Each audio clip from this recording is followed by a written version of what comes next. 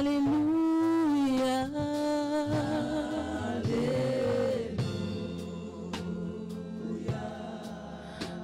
Alléluia.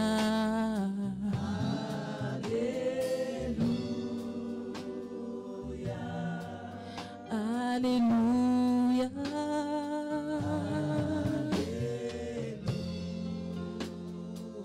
Nous voulons te dire Alléluia ce matin. Gloire à toi, Dieu vivant.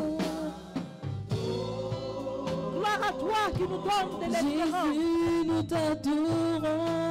Gloire à toi dont la volonté n'est pas que le méchant périsse, mais qui se détourne de sa mauvaise foi. Nous t'adorons. Gloire à toi qui es venu pour nous sauver. Gloire à toi qui ne veut pas que nous soyons malheureux. Gloire à toi qui donne la paix du cœur. Oh, tu à toi la gloire.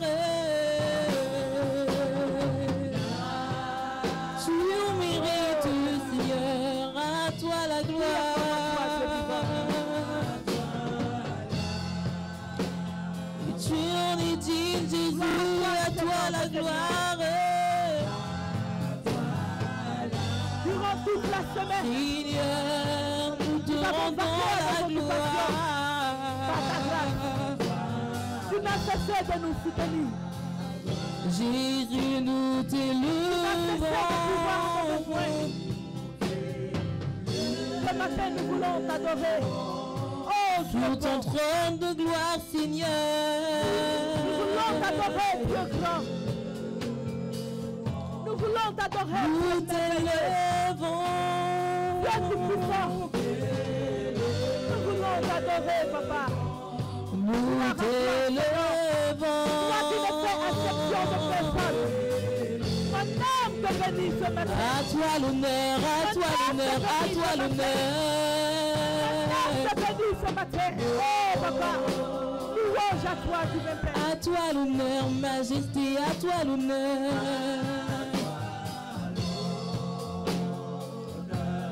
À toi l'honneur. Oui, tout appartient, Seigneur, tout appartient à toi l'honneur. Alléluia, alléluia, alléluia.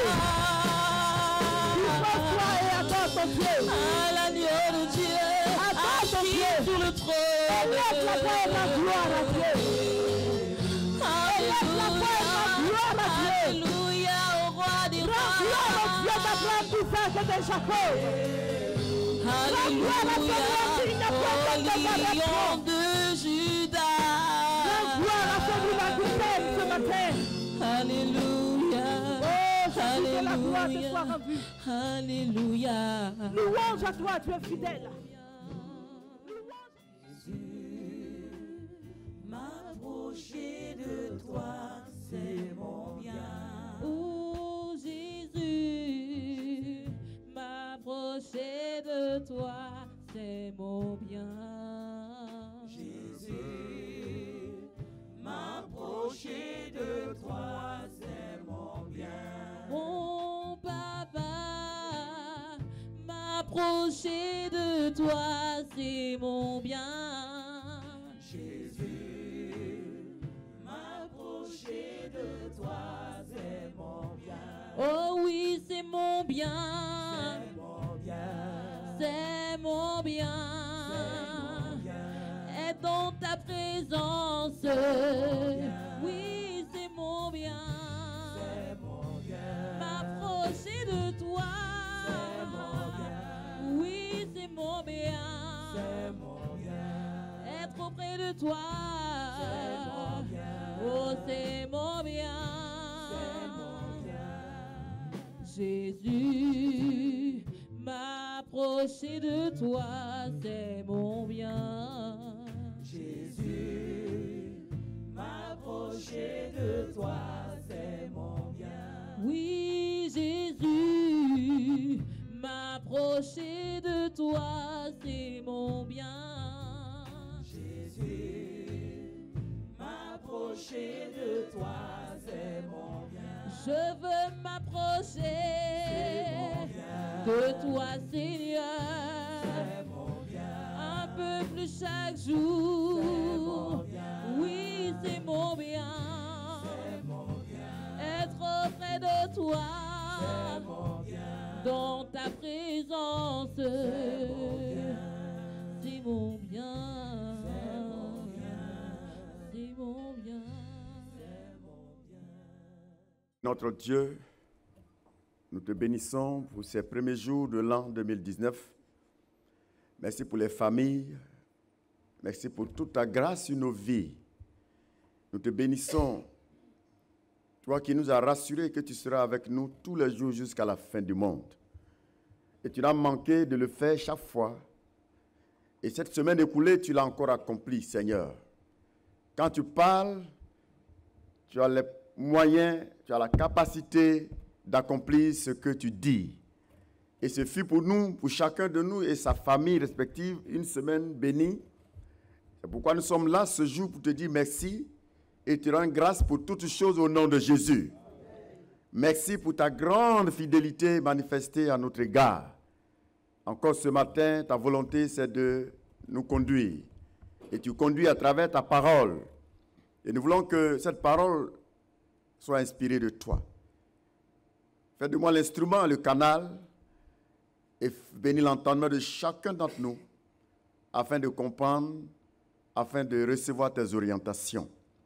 Tu bénis la présence de tous. Si quelqu'un était sous le poids d'une difficulté, qu'il en soit libéré maintenant, au nom de Jésus. Si quelqu'un était sous l'influence d'un démon, d'un mauvais esprit, qu'il en soit libéré maintenant, au nom de Jésus. Ta gloire rayonne et gouverne ce lieu. Ta présence soit manifeste et que ton Saint-Esprit nous conduise et ta bénédiction soit encore avec nous ce matin à travers ta parole qui vient. Au nom de Jésus, nous avons prié. Amen. Alléluia. On reste debout. Alléluia. On reste debout. Alléluia. On se tient debout. Alléluia. Donnons au Seigneur une offrande d'acclamation. Une offrande d'acclamation. Et que Dieu vous bénisse. Que sa grâce reste attachée à vos vies au nom de Jésus. Que la paix de Dieu continue de dominer ta vie au nom de Jésus. Là où l'ennemi avait perturbé, que ce soit pour cette année, pour toi, l'année véritablement la restauration à tous égards au nom de Jésus. Amen. Dis avec moi Amen. Amen. Si tu es d'accord, dis Amen. Amen. Si tu le veux bien, dis avec moi Amen. Est-ce que tu veux vivre une restauration totale cette année? Amen. C'est vrai? Est-ce que c'est vrai? Amen. Si tu le veux, Dieu le fera. Est-ce que tu le veux? Oui. J'ai dit, est-ce que tu le veux? Oui. Vous êtes sûr? Oui. Jésus est très bon, hein? Il va le faire. Amen. Vous êtes d'accord? Oui. Vous savez, quand Dieu veut marcher à quelqu'un, il demande ton avis. Il n'impose rien à quelqu'un. Est-ce que vous êtes d'accord qu'il vous bénisse? Oui. Recevez cette grâce au nom de Jésus. On peut s'asseoir dans la paix du Seigneur. Amen. Soyez encore bénis au nom de Jésus. Je le répète, chaque dimanche, il faut venir prendre la dose de bénédiction qu'il faut pour la semaine qui vient. C'est très important. Parce que Dieu rassemble pour bénir. Et pourquoi il bénit? Parce que c'est la bénédiction qui te fait vivre. Sans bénédiction, tu vas souffrir. Quand la bénédiction fait défaut dans un milieu, les problèmes commencent. Le malheur commence. Les difficultés commencent. C'est pourquoi il a dit, heureux est le peuple dont l'Éternel est Dieu. Quand un peuple rejette Dieu, ce peuple a rejeté sa paix, sa bénédiction, sa prospérité et même sa victoire. Ceux qui sont allés en Israël, ils ont vu que c'est un tout petit pays. C'est pas ça? Un petit pays, minuscule. Il y a des endroits où, d'un bout à l'autre, ça ne vaut même pas 2 kilomètres. Mais je voudrais vous dire que sur cette terre ici, il n'y a pas un pays qui peut battre Israël.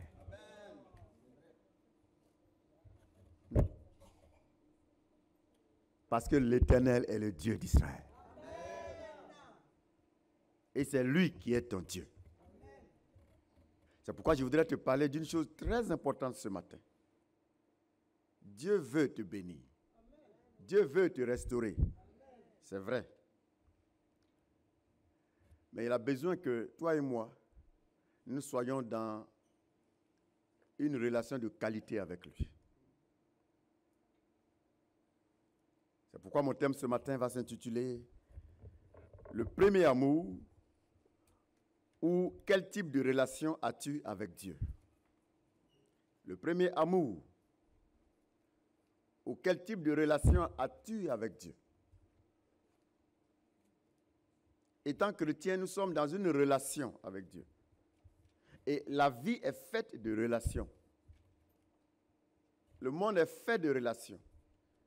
Notre existence est faite de relations. Nous sommes dans une relation avec nos enfants. Nous sommes dans une relation avec notre femme, avec notre mari. Nous sommes dans une relation avec nos collègues de service. Nous sommes dans une relation avec notre entourage. Et vous savez que quand la relation est de qualité, tout va bien. Quand quelqu'un vous dit que tout va bien, c'est qu'il est dans une bonne relation avec son entourage. Ça ne peut jamais aller bien si tu n'es pas dans une bonne relation avec les autres. Quand tu viens à l'église et que tu es en paix, c'est que tu entretiens une bonne relation avec les autres. Si tu vois qu'il y a la paix dans ton foyer, c'est qu'il y a une bonne relation entre toi et ton mari, entre toi et ta femme. Si tu vois qu'avec Dieu ça marche, c'est que tu es aussi dans une bonne relation avec Dieu. Est-ce que vous voulez apprendre ce matin? Quel type de relation as-tu avec Dieu? Cela est très important. Cela est capital pour l'accomplissement de la prophétie que Dieu annonce pour ta vie. Vous savez qu'il est écrit que tantôt j'ai dit à un peuple, je vais le bénir, n'est-ce pas? Mais quand ce peuple se détourne et fait ce qu'il veut, qu'est-ce que l'Éternel fait? Il se repent de ce qu'il a dit. Mais tantôt il dit, il va détruire. Mais celui qu'il veut détruire, quand celui-là se repent, qu'est-ce que l'Éternel fait? Parce que celui qui voulait détruire, la qualité de la relation n'était pas bonne avec lui.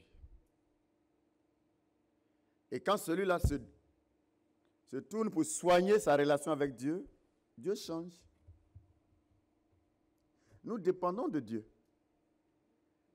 Aucun homme, si puissant, si fort qu'il soit-il, si intelligent qu'il soit-il, n'est rien sans Dieu. Ne peut rien sans Dieu. Nous sommes forts de par Dieu, nous sommes intelligents de par Dieu, nous sommes puissants de par Dieu. Sans lui, personne ne sera puissant.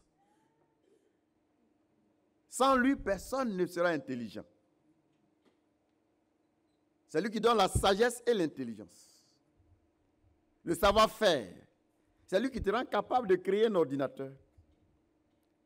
Souvent, on dit, mais l'homme qui a fait cette machine, mais il est fort. On pourrait plutôt dire, celui qui a fait cette machine à travers lui est fort. Parce que si la créature est capable de faire des prouesses, et le créateur alors? Si moi je crée une machine, et que cette machine est capable de faire des choses extraordinaires, c'est qui on doit acclamer? Ce n'est pas la machine, c'est moi. Là, c'est moi, je rends la machine capable. Vous avez vos ordinateurs. L'ordinateur contient un logiciel, n'est-ce pas? Il fonctionne en fonction du logiciel qui est en son sein. Qui a mis le logiciel dedans? C'est l'homme. Donc l'ordinateur ne peut pas dire que lui il est fort. C'est l'homme qui est fort en lui. Dieu est fort en toi. Dieu est puissant en toi. Dieu est intelligent en toi. Dieu est capable en toi. C'est pourquoi tu ne seras jamais rien sans lui. Et c'est pourquoi il est important que nous soyons attachés à la source de la puissance, à la source de la capacité, la source de l'intelligence, la source de toutes les prouesses. C'est lui, l'Éternel. Et ce matin, je voudrais vous parler donc de cet élément très important, la relation. Et il serait intéressant que toi et moi, nous entretenions une bonne relation avec notre Créateur. C'est lui qui fait tout en toi. C'est lui qui marche en toi. Quand tu marches, c'est lui qui marche. C'est lui qui soulève tes pieds. Quand tu réfléchis, c'est lui qui fait tout en toi. Vous voyez que souvent, vous pouvez oublier quelque chose et puis dire, oh, cet esprit, Seigneur, il faut me rappeler. Et puis tu rappelles. C'est ça ou c'est pas ça? Et puis tu rappelles. C'est lui qui fait tout.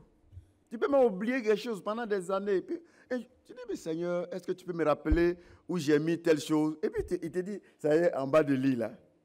Oh, tu as cherché partout. Il dit, mon enfant, ça y est tout prêt. Lui, il voit tout. Il sait tout. Nebuchadnezzar a rêvé et puis il a oublié son rêve. Qui a rappelé le rêve?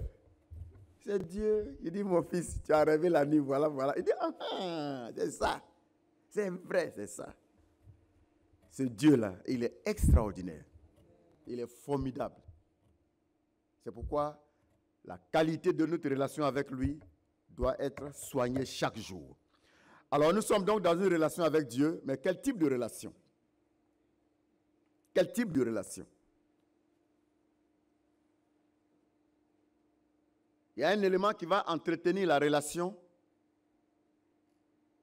Cet élément, c'est l'amour. C'est l'amour qui entretient la relation. Quand la relation se dégrade, revient à l'amour. Pour maintenir la relation, il faut l'amour. Là où il n'y a pas d'amour, la relation ne peut pas tenir. L'amour maintient la relation. L'amour entretient la relation. L'amour fortifie, vivifie la relation. Et dans Jérémie, le chapitre 2, au verset 2, la Bible dit, Jérémie 2, verset 2, « Va et crie aux oreilles de Jérusalem. Ainsi parle l'Éternel. Je me souviens de ton amour lorsque tu étais jeune, de ton affection lorsque tu étais fiancé, quand tu me suivais au désert, dans une terre inculte. »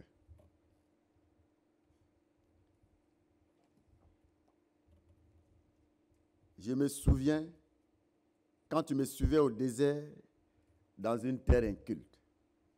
Dieu parle à Israël.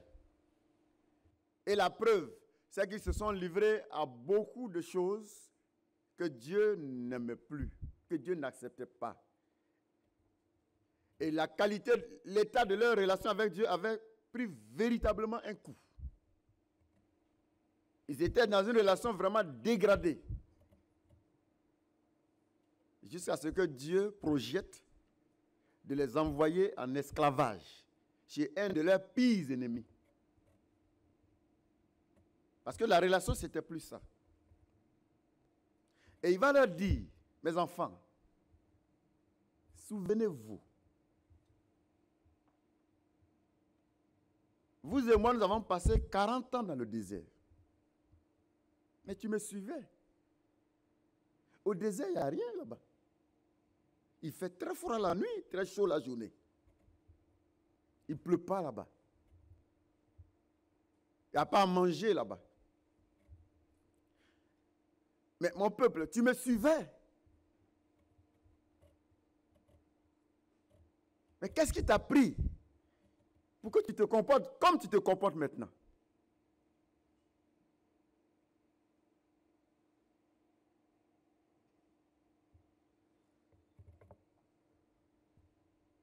Quand vous allez lire la Bible, vous allez voir dans le désert,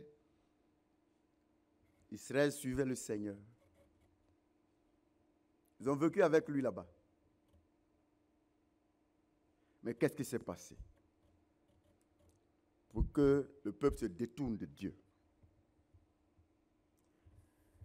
Vous savez, pour être bénéficiaire de l'action de Dieu qui vise notre restauration spirituelle, physique et sociale, il y a lieu de soigner notre relation avec lui comme lui-même il le souhaite. Parce que Dieu souhaite Vous savez, il a dit, ce n'est pas que ma main écoute pour bénir quelqu'un. Ce n'est pas que mes oreilles sont bouchées. Ce n'est pas que mes yeux ne voient pas clair. Mais ce sont vos péchés qui mettent une barrière. Ça crée un mur qui m'empêche de vous bénir. Et comme le péché peut dégrader la qualité de la relation entre l'homme et Dieu, parce que s'il y a un problème entre l'homme et Dieu, le seul problème, c'est la question du péché. Et quand cette question est réglée, la relation est rétablie. Et c'est pourquoi le Seigneur nous fait ce vœu-là dans le livre de Ésaïe. Ésaïe 62, le verset 5. Ésaïe 62, le verset 5. Et Dieu nous révèle ceci. C'est le vœu qu'il émet pour toi et moi ce matin. Et il dit, comme un jeune homme s'unit à une vierge, ainsi tes fils s'uniront à toi. Et comme la fiancée fait la joie de son fiancé, alors tu feras la joie de ton Dieu. Comme un jeune homme s'unit à une vierge. Quand quelqu'un veut marier une femme, il y a une union qui est créée. Et Dieu voudrait que tu t'unisses à lui. Parce que c'est dans une relation que la bénédiction sera possible. Si tu n'as aucune relation avec quelqu'un, comment tu peux partager avec cette personne?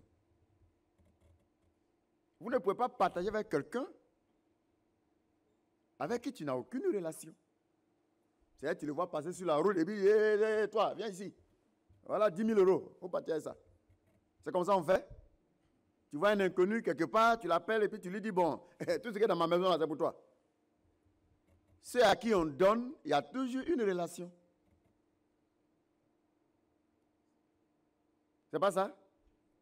Ceux à qui on donne, il y a toujours une relation, bien auparavant. Soit c'est un fils, soit c'est sa femme, soit c'est son mari, soit c'est un ami. N'est-ce pas? Il y a toujours une relation. Et c'est sur la base d'une relation qu'on a toujours donné. Et Dieu ne peut pas donner à des inconnus. Dieu donne à ceux avec qui il a une relation. Et quand on a une relation avec quelqu'un de qui on attend quelque chose, on entretient la relation de sorte qu'elle soit bien. Parce que quand la relation est dégradée, ce n'est pas sûr que tu reçoives. On ne donne pas à un ami avec qui la relation est gâtée. On ne donne pas à une femme avec qui on a désormais divorcé. On ne donne pas à un enfant qu'on a chassé de la maison pour son mauvais comportement. Vous êtes d'accord avec moi? Donc, c'est quand la relation est bonne, c'est là qu'on reçoit. Quand la relation est bonne, c'est là qu'on reçoit. C'est pourquoi Dieu dit, tel que le jeune homme s'unit à une vierge, ainsi il voudrait que tu t'unisses à lui. Crée une relation entre toi et ton Dieu, et surtout la bonne relation. Pour commencer. Et de deux, il dit, comme la fiancée fait la joie de son fiancé, ainsi tu feras la joie de ton Dieu. Pendant les temps de fiançailles, je crois que là, il n'y a pas de palabre. C'est pas ça? C'est après, là, il y a palabre qui va venir. Sinon, temps de fiançailles, là, bras dans bras, les belles paroles, les petites fleurs. C'est pas ça? On évite de parler mal pour ne pas tout gâter.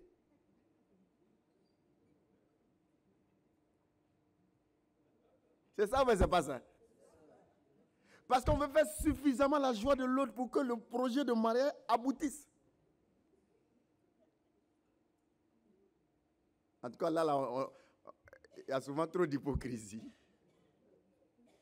Mais ce qu'il faut retenir, c'est qu'on fait tout l'effort à ce stade pour ne rien déranger, pour ne rien gâter. C'est pas ça? C'est-à-dire que tu fais tout ton effort pour faire la joie de l'autre. Même si tu t'habillais souvent mal, à partir du moment où le fiancé a commencé, là, tu commences à... Quand tu t'habilles bien, tu commences à soigner en tout cas. Il ne faut pas découvrir que tu es un pauvre type.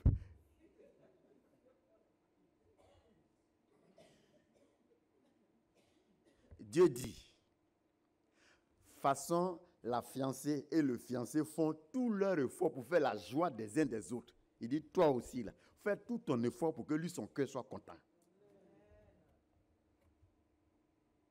Et c'est à ton avantage. Je dis bien, c'est à ton avantage. Parce que s'il est content de toi, il n'y a rien que tu vas demander qu'il ne va, qu'il va pas faire. Vous savez, il y a des gens, quand ils prient, Dieu se presse d'exaucer leurs prières. Parce qu'ils font sa joie. Ils entretiennent avec lui une formidable relation. De sorte que même tes gémissements sont pris en compte depuis le ciel. Dès que tu commences à demander, Dieu est pressé d'agir. Dieu est pressé d'agir. Quand la fiancée demande quelque chose au fiancé, il est pressé d'agir. Il est vraiment pressé d'agir. Parce qu'elle fait sa joie. C'est tout son rêve. La date de mariage. On fait tout pour que ce soit le plus proche possible.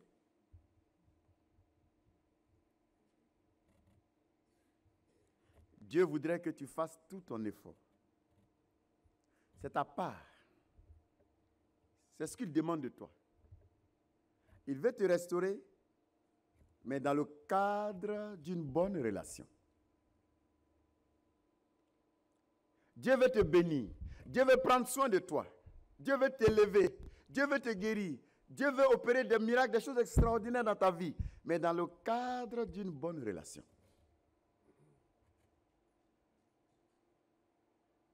Vous savez, aujourd'hui, les gens prêchent beaucoup de faux dans les églises.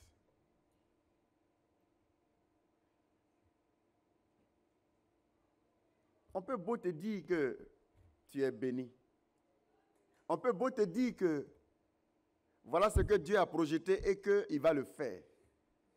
Mais il faut que la relation soit soignée. J'ai dit, on ne donne pas à quelqu'un avec qui on n'a pas une bonne relation. Je ne sais pas si vous avez déjà vu quelque part. Quelqu'un qui t'énerve, qui garde ton nom partout, et puis c'est lui qui est ton souci.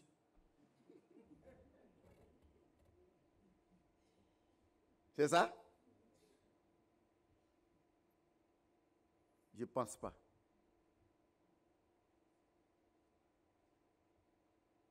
Dieu a dit à Israël à un certain moment, Israël, à cause de vous, mon nom est gâté partout. Il dit, à cause de vous, mon nom est blasphémé dans toutes les nations. Et à un certain moment, il a cessé de leur parler. 400 ans, il n'a pas parlé. Mais quand Dieu ne leur parle pas là, allez leur demander ce qui leur arrive. Quand Dieu se retire, allez leur demander ce qui leur arrive. Dieu bénit dans le cadre d'une bonne relation. Et il demande ce matin que tu fasses ta joie cette année. Fais l'effort. Fais l'effort de sorte que ton Dieu soit capable de rendre témoignage de toi comme il a rendu témoignage de Job. Il dit, Satan, as-tu vu mon fils Job? Il n'y a pas un homme sur la terre comme lui. Il est bien.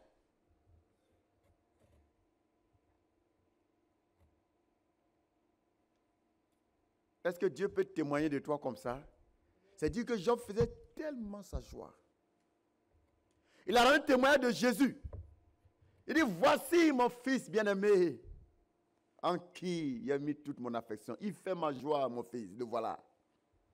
On a vu Jésus, il a fait la joie de Dieu. Pendant 33 ans sur la terre, il a fait la joie de son Père. C'est à ça que Dieu t'appelle. à faire sa joie et tu deviendras sa préoccupation. Oui. Tu deviendras pour lui une préoccupation au quotidien. Et il pourra même dire que tu es devenu la prunelle de son œil. Là, il y en a qui énervent Dieu tous les jours. Il y a des familles où il y a des enfants, tous les jours, ils vont énerver papa et maman. Papa, vous allez parler. À tout moment, tu es obligé de crier à cause de lui. Jusqu'à maintenant, tu as goitre. Tu as tellement fait crier. Il y a des papas qui ont crié, ils ont eu hernie. Un tel enfant, c'est la désolation. Et il y a beaucoup de chrétiens qui font pleurer Jésus. Il t'aime, c'est vrai. Il veut te bénir, c'est vrai. Il peut te bénir, c'est vrai.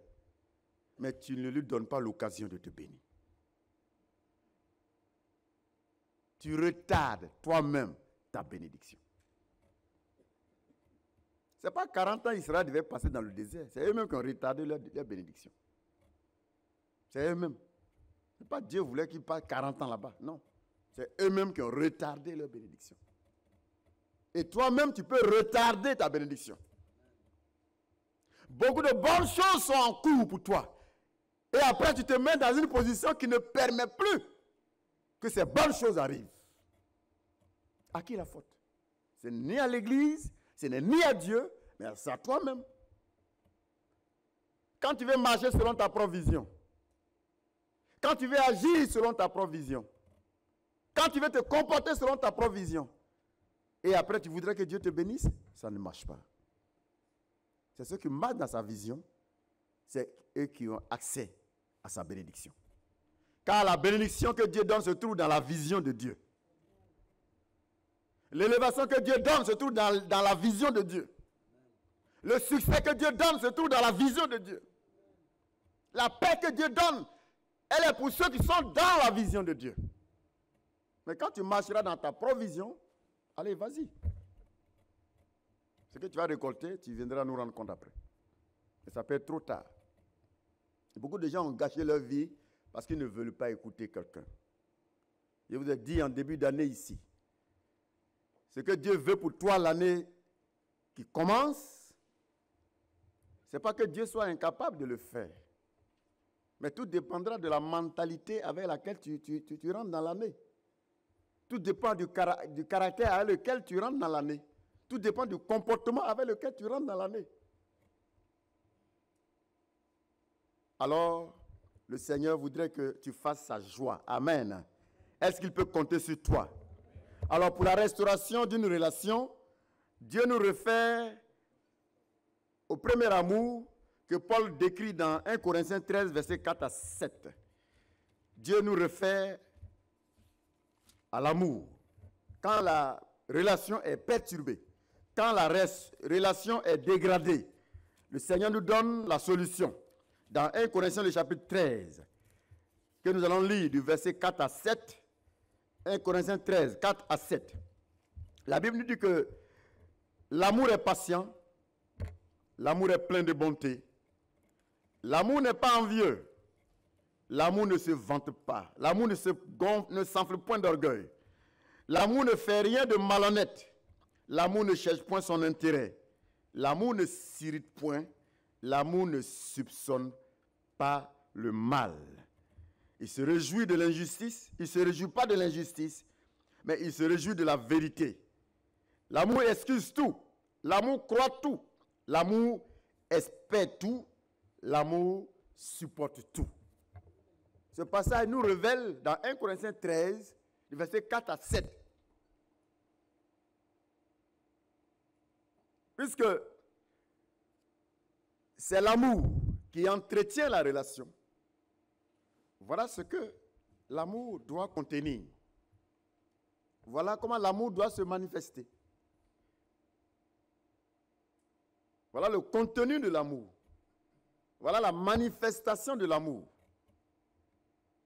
Quand on aime, on est patient.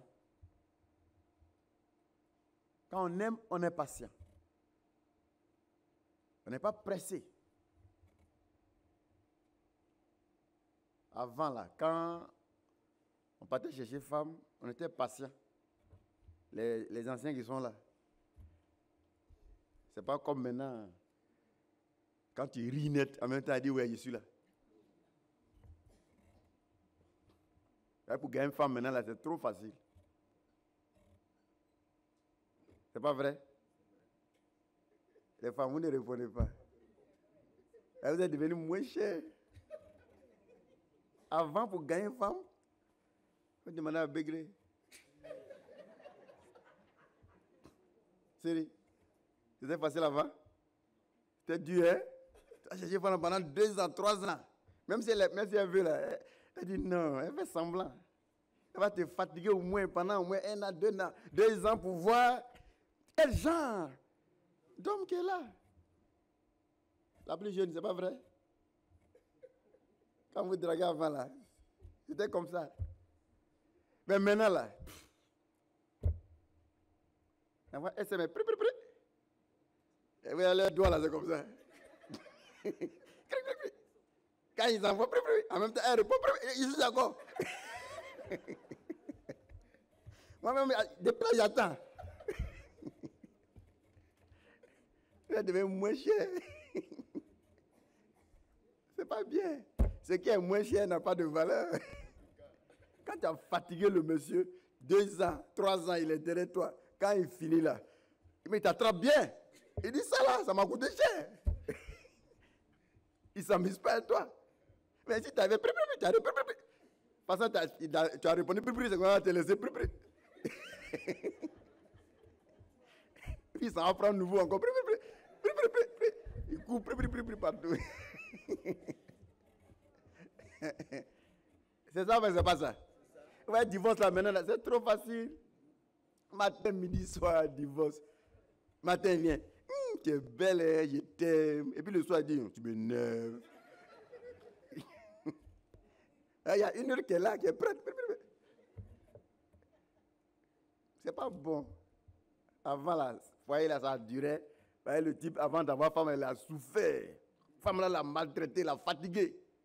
Et quand il a eu là, il dit, quelque chose, on a souffert pour avoir un très bien. Le Seigneur, vous voyez, nous conseille un amour véritable entre lui et toi. Il n'y a pas de relation entre des gens sans amour. Il n'y a pas de bonne relation entre 2 amis s'ils ne s'aiment pas. Il n'y a pas de bonne relation entre un père et ses enfants s'il n'y a pas d'amour. Si vous n'aimez pas vos enfants, la relation va se gâter. Ils peuvent faire même 2 ans, 3 ans, 5 ans sans venir chez toi. Sans jamais t'appeler même. Il dit, mais papa, j'ai constaté que tu ne m'aimes pas. C'est gâté. Entre toi et Dieu, il faut un amour sincère pour entretenir la relation, pour maintenir la relation, pour soutenir la relation. Venez à l'église, ce n'est pas parole. Ce n'est pas parole. Venez s'asseoir et puis retourner chez toi, ça ne suffit pas. Ça se prouve. Parce que l'amour, là, on prouve l'amour. Quand on aime, on démontre. Et quand tu dis que tu aimes Dieu, tu dois démontrer. Quand Dieu t'a dit qu'il t'aimait là, lui, il a démontré. Jésus est parti mourir. C'est une démonstration la plus forte. Ce que Jésus a fait, il n'y a pas plus forte démonstration que ça. Il n'y a pas plus grande preuve d'amour que ce que Jésus a fait. Quelqu'un qui est parti, on l'a tué. Mais tu ne peux plus douter de cet amour. Si tu doutes de ça, c'est que toi-même tu es un sorcier. Donc quand tu vas t'asseoir à l'église, et puis tu penses que c'est trop facile comme ça. Non. Tu dois prouver pourquoi tu viens t'asseoir ici. Par le changement de ta vie, cette vie-là que tu rends conforme désormais aux Écritures. Parce que tu aimes Dieu, tu arrêtes tel comportement. Parce que tu aimes Dieu, à cause de ce qu'il a dit, tu obéis à ce qu'il a dit. Et c'est comme ça que la relation sera soignée, entretenue. Là, la Bible dit que tous ont péché et sont privés de la gloire de Dieu. Le péché est venu détruire la relation que l'homme avait avec Dieu. Mais ton obéissance au principe divin, ton obéissance à la parole de Dieu va restaurer la relation. De sorte que tu ne sois plus privé de la gloire de Dieu, mais que tu sois réintroduit dans la gloire de Dieu.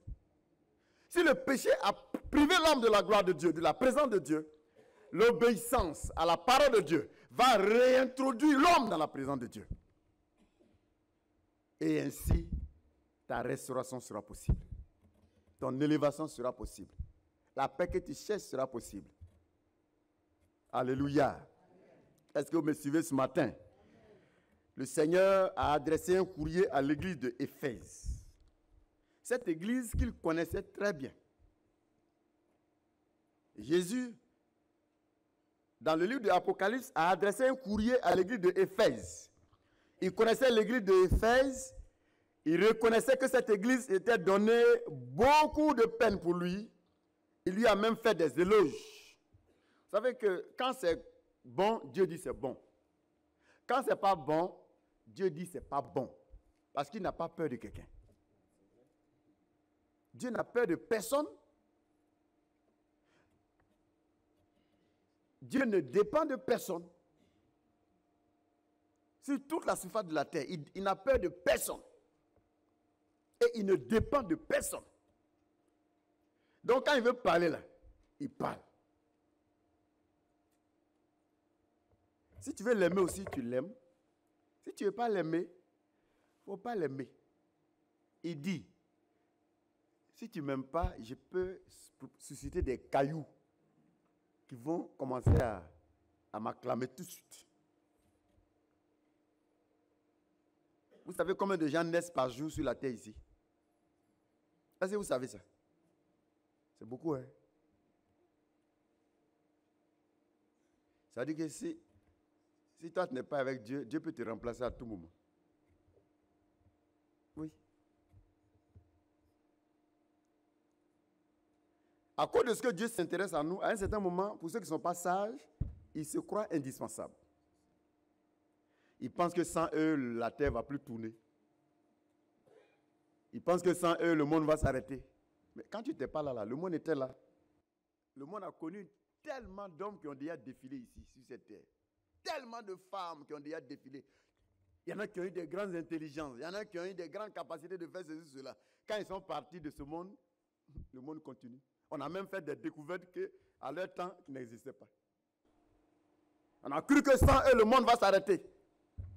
Si les mêmes là, ils reviennent sur la terre aujourd'hui, ils vont rien reconnaître. Ils vont dire, mais c'est où ça? Parce que tout a changé derrière eux ici. Il y a eu des nouvelles inventions. Les conditions de l'homme ont été améliorées. Beaucoup de choses ont changé derrière eux ici. Pourtant, ils ont cru qu'à leur temps, c'était le top. Comme vous pensez qu'à votre temps actuellement, c'est le top. J'ai dit, après vous, la vie va continuer ici. Et Dieu, il a été avec les gens de toutes les époques. Il a été présent avec ceux d'hier. Il était présent avec ceux d'avant-hier. Il est présent aujourd'hui. Il sera présent demain. Il sera présent avec ceux qui viennent dans les autres époques qui arrivent. Maintenant, ton petit malin là, ça quitte où?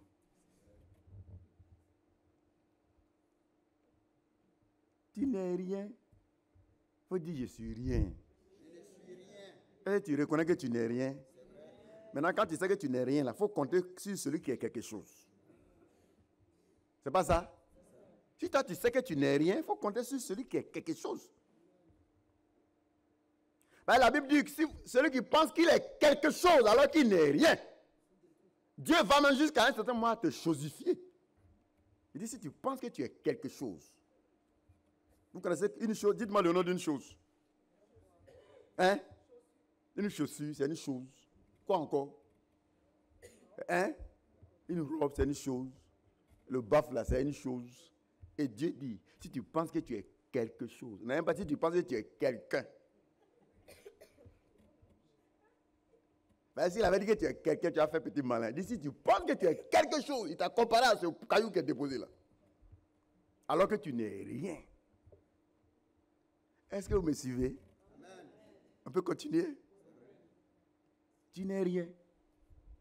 Et c'est parce que je sais que je suis rien que je me suis confié à celui qui est quelque chose. Sinon quelqu'un. C'est lui qui est quelqu'un. Et qui est capable de quelque chose. Alors, le Seigneur, l'église d'Éphèse, il leur a écrit un courrier que nous allons lire. Comme Jésus t'écrit ce matin. À l'église d'Éphèse, il a écrit.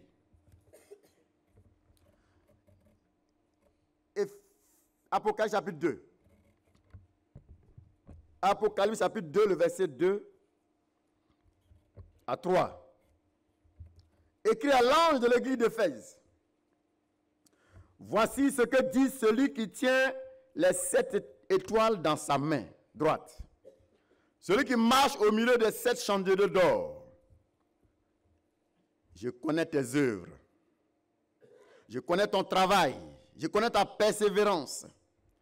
Je sais que tu ne peux supporter les méchants. Que tu les as éprouvés. Ceux qui se disent apôtres et qui ne le sont pas. Et que tu les as trouvés menteurs. Que tu as de la persévérance. Que tu as souffert à cause de mon nom. Et que tu n'étais point lassé. Jésus est en train de faire les éloges de l'église de Éphèse. Est-ce que ce n'est pas des appréciations, ça? Il est en train de les apprécier. Il est en train de les qualifier. Parce que ce qu'il dit là, à cette église-là, s'il allait s'arrêter là, mais ils allaient être gonflés d'orgueil. Hein? On dit, ah, Dieu lui-même a apprécié notre église. Dieu lui-même nous a qualifiés. Parce que ce qu'il leur a dit, vous voyez, c'est merveilleux. Il dit, je connais tes œuvres. Il a apprécié leurs œuvres. Certaines œuvres qu'ils ont posées. Je connais ton travail, ta persévérance. Il les a reconnus comme des gens et des hommes et des femmes dans leur église qui persévèrent. Il dit, je sais que tu ne peux supporter les méchants. C'est une église où les gens n'aiment pas les comportements d'égoïsme. Je sais que tu as éprouvé ceux qui se disent apôtres et qui ne le sont pas. Et que tu les as trouvés menteurs. C'est-à-dire, eux dans leur église, quand toi tu viens, tu dis tu es homme de Dieu. Ils sont tellement spirituels, ils finissent par découvrir que tu es un faux. Vous savez, il y a trop de faux serviteurs de Dieu. Ça n'a pas commencé aujourd'hui. C'est depuis la nuit des temps. Il y a toujours eu des faux prophètes. Il y a toujours eu des faux pasteurs, des faux apôtres, des faux docteurs, des faux évangélistes. Il y a toujours eu des faux. Il y en a des faux. Ça n'a pas commencé aujourd'hui. Et il y aura toujours des faux. Pourquoi il y aura des faux? Parce que le diable est là. C'est lui qui suscite les faux. C'est lui qui envoie les faux. Et Dieu apprécie l'église de Éphèse. Il dit, je suis content de vous. Parce que quand des faux serviteurs de Dieu sont venus vers vous, vous avez réussi à déceler que c'est des faux. Le Seigneur a apprécié ça. Ça veut dire que ce n'est pas une église où les gens suivent les faux. Ils ne suivent pas les faux. Et il a dit, je sais que tu as de la persévérance. Dieu a reconnu la persévérance. Quand on parle de persévérance, c'est qu'il y a une difficulté. Quand on parle de persévérance, dans la vie de quelqu'un, c'est que la personne a traversé des difficultés. Et que malgré les difficultés, la foi de la personne n'a pas été détruite. Et le Seigneur dit, je reconnais votre persévérance. C'est une église qui a mené des batailles et les problèmes n'ont pas eu raison de leur foi. Les difficultés n'ont pas eu raison de leur foi. Il dit, je connais ta persévérance. Et il dit, je sais que tu as souffert à cause de mon nom et que tu n'étais pas lassé. Vous savez, il y a des régions de ce monde. Quand on dit que toi, tu es chrétien, mon frère, c'est un gros problème pour toi. Oui. Parce que toi, tu es ici, tu es libre d'adorer ton Dieu. Mais il y a des régions de ce monde-là, jusqu'au jour d'aujourd'hui, là, tu ne peux pas. Et à Éphèse, les chrétiens, là, ils ont connu des difficultés. Souvent, quand certaines personnes ici, ils disent non, c'est pas facile d'être chrétien ici en France. Tu crois que c'est facile d'être chrétien quelque part? Ben, c'est le même diable qui est partout. Écoutez, vous êtes né dans votre village. Begré. Ça, c'est mon ami. Begré est né dans son village où on adore toutes sortes de choses là-bas. Il est né dans cette tradition. Écoutez bien. Il a grandi dans ça. Au milieu de son père, de sa mère, de ses frères, de ses soeurs, des gens de son village. Et puis un matin, il y a une église qui arrive et puis Begré est converti dans son village. Et il doit vivre sa foi dans son village. Vous pensez que c'est un jeu? Ça veut dire qu'il va défier maintenant ses parents.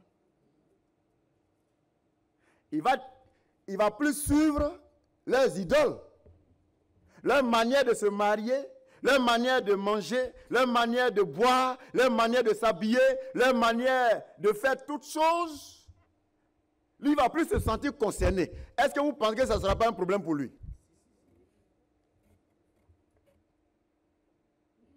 Donc, vous voyez que c'est difficile d'être chrétien partout, alors. Maintenant, si c'est difficile d'être chrétien partout, et que dans ces endroits, il y a des gens qui arrivent à être chrétiens, toi qui n'arrives pas là, tu deviens sans excuse. Parce que si un seul a pu, le reste est sans excuse. Si un seul, sur la surface de la terre ici, a réussi à se conformer à la parole de Dieu, tout le reste est sans excuse. Comment lui l'a fait, et puis toi tu fais comment? Comment lui il s'arrange, et puis toi tu n'arrives pas? Quand on est en classe, quand on fait les devoirs, à la fin de l'année, il y a un, on dit, bon, toi tu passes en classe supérieure. C'est pas ça? Et puis toi, tu es renvoyé. Pourquoi on l'a renvoyé? Mais d'autres pourraient dire, mais c'est une injustice. Pourquoi lui, on l'a renvoyé? On l'a renvoyé, pourquoi? Parce qu'il y a un qui a été capable d'aller en classe supérieure.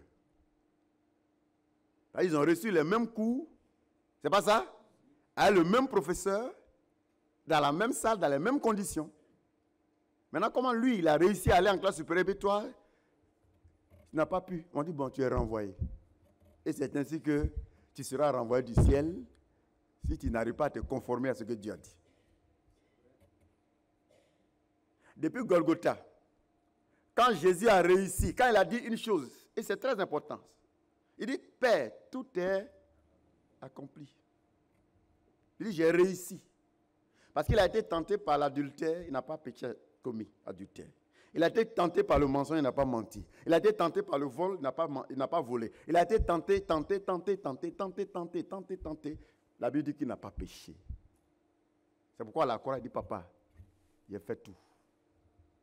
Donc, mes frères, là, ils sont sans excuse. Mes amis, cette affaire-là, c'est sérieux. Ne pensez pas qu'on vient s'asseoir ici pour la forme. C'est ton avenir éternel que tu es en train de préparer. Parce qu'aujourd'hui, l'église, beaucoup de gens n'ont pas compris ça. Ils pensent que l'église, c'est un lieu de business. Pour d'autres, l'église, c'est un lieu où on vient pour se faire voir. Pour d'autres, l'église, c'est un lieu où on met tisser des relations humaines. Dans le cadre du mariage, il y a des églises, quand tu rentres, tout le message, toutes les prières, c'est mariage. Tu vas te marier cette année au nom de Jésus. Amen. Tu vas voyager. Amen. Il faut demander à ceux qui ont voyagé. Ils vont te dire ce qu'il y a là-bas. Vous pouvez voyager, aller en Occident. L'Occident, ce n'est pas le paradis. Si moi j'envie quelqu'un, j'envie ceux qui arrivent à rentrer au ciel. Si vous enviez quelqu'un, n'enviez jamais quelqu'un par rapport à ce qu'il a sur cette terre. Enviez ceux qui arrivent à rentrer au ciel. C'est ceux-là qu'il faut envier. Et il faut lutter pour être comme eux. Sinon, le reste, ça n'a pas de sens. C'est ceux qui n'ont pas voyagé, qui rêvent des voyages. Et qui pensent qu'il y a mieux ailleurs. Il n'y a que mieux qu'au ciel. Et le Seigneur, il a qualifié l'église de Éphèse. Il a reconnu leurs efforts. Il leur a fait des éloges. Alors, dans la forme, plusieurs personnes peuvent être des chrétiens. Mais ce qui fait la force, ils ne l'ont plus. Dans la forme, beaucoup de gens sont chrétiens. Dans la forme. Mais ce qui en fait la force, ils ne l'ont plus. Ce qui fera la force de ta vie chrétienne, c'est l'amour constant que tu as pour Dieu et pour les choses de Dieu. Un amour constant pour Dieu. Un amour constant pour les choses de Dieu. Et faire les choses de Dieu continuellement par amour. Quand on danse ici, là, on doit danser par amour. On doit donner nos dîmes et offrandes par amour. On doit venir dans la présence de Dieu, dans la maison de Dieu par amour. Si c'est l'amour qui motive tout ce que tu fais dans la maison de Dieu, tu es dans la bonne direction.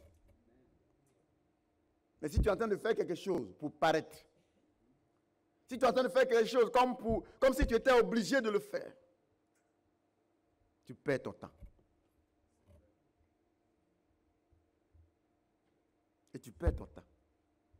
Parce que Dieu voit ton cœur. Dieu connaît exactement tes pensées. Quand un homme agit, Dieu sait pourquoi il agit. Quand une femme agit, Dieu sait pourquoi elle vient d'agir. Tout ce que chacun d'entre nous fait là, Dieu connaît la raison. Même quand la raison est voilée aux yeux des hommes, Dieu sait exactement. Je prends un exemple. Voilà une femme, Wilfran. Est-ce que Wilfran, il est citoyen de ce pays? Et que pour être citoyen, bon, mais, en le mariant, elle peut aussi avoir sa citoyenneté. Et puis elle vient, vraiment mon frère, je t'aime trop. Est-ce que tu peux me marier? Je t'aime trop. Quand il te voit comme ça, oh, c'est le genre d'homme que je veux. Et puis elle arrive à modeler ton cœur. Et puis finalement, toi c'est exactement cette femme que j'ai cherchée là, mais c'est ça qu'elle a. Et puis voilà, on va se marier. Oh, dans sa tête, son plan B. C'est pourquoi quand les hommes parlent toujours, on dit plan B. Quand tu as des plans B, plan C, plan E, tout ça là, Dieu connaît. Et si tu as un seul plan, Dieu sait. Ce qui motive beaucoup de gens à venir à l'église, Dieu sait tout. Il y en a qui viennent à l'église, ils ont peur des sorciers. Ils disent, actuellement, il y a des sorciers. S'ils ne viennent pas, ils vont te tuer, il faut venir. Et il y en a qui sont là, ils ne veulent pas que les sorciers les tuent.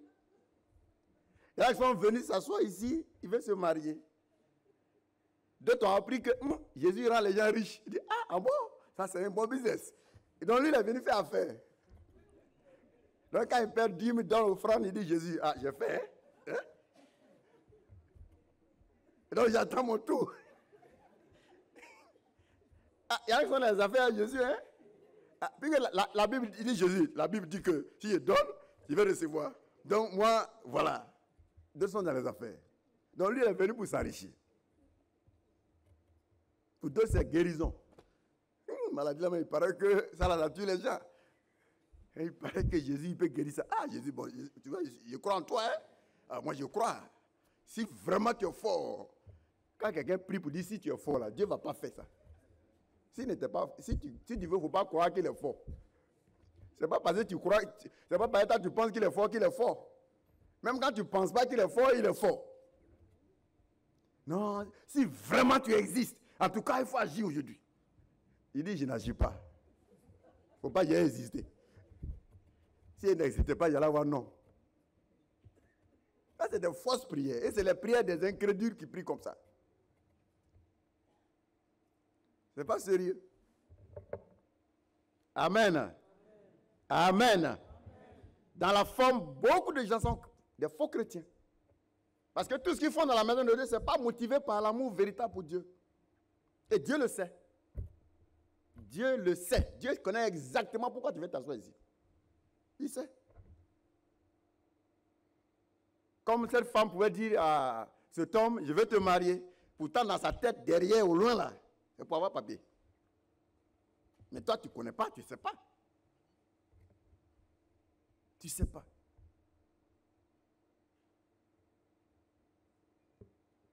J'étais aux États-Unis, voilà, un jeune homme, il allait voir une vieille américaine. Il veut la marier.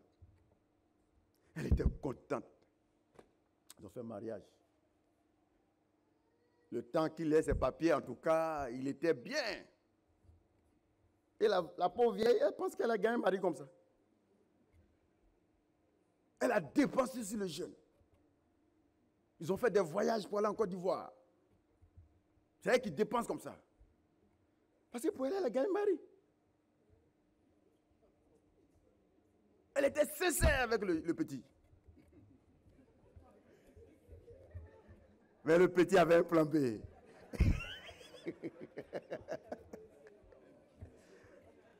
Il avait son plan B qu'il a bien caché.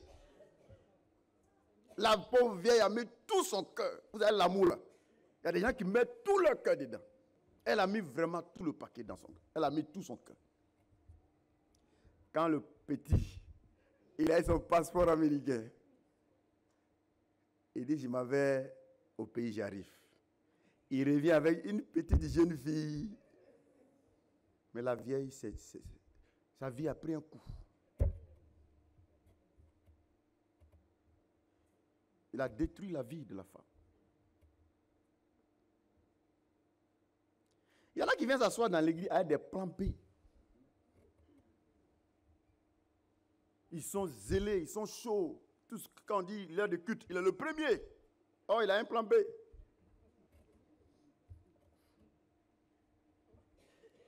Quand le but pour lequel il est là, quand c'est accompli, vous voyez, il change de comportement. Il change de comportement.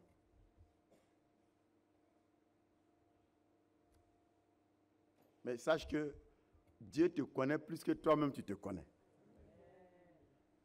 Et si la bénédiction de certaines personnes traîne, c'est parce que tu fais plan B avec Dieu. Il connaît ton cœur. Il connaît demain. Tout ce que tu manigances là, il sait. Et ça retarde ta bénédiction. Tu ferais mieux d'ouvrir ton cœur sincèrement. Amen. Amen. Et de manifester un amour sérieux, un amour sincère, un amour total. Et puis tu verras. Tu verras de quoi il est capable. Tu verras ce qu'il va faire. Tu seras étonné. Dieu cherche des gens sincères. Dieu cherche des femmes sincères. Vous voyez, un mari peut offrir beaucoup de bien à une femme. Pourtant, elle est toujours malheureuse. Pourquoi? Parce qu'elle sait que tous ses gestes ne sont plus motivés par un amour ardent et sincère. Il y en a qui font beaucoup de dons à leur femme. Il peut l'inviter souvent au restaurant. Il peut même lui faire des voyages. Mais la femme est toujours malheureuse. Parce qu'elle sait que tous les gestes, tout ce que le monsieur fait là, ce n'est pas motivé par un amour sincère. Parce que malgré tout ça, le monsieur la trompe. C'est pas ça. Pourtant, il donne beaucoup de bien. Il fait beaucoup de choses pour elle. Mais elle sent qu'il y a quelque chose qui ne va pas. Il y a des femmes qui sont mariées à des gens qui ont des grands biens.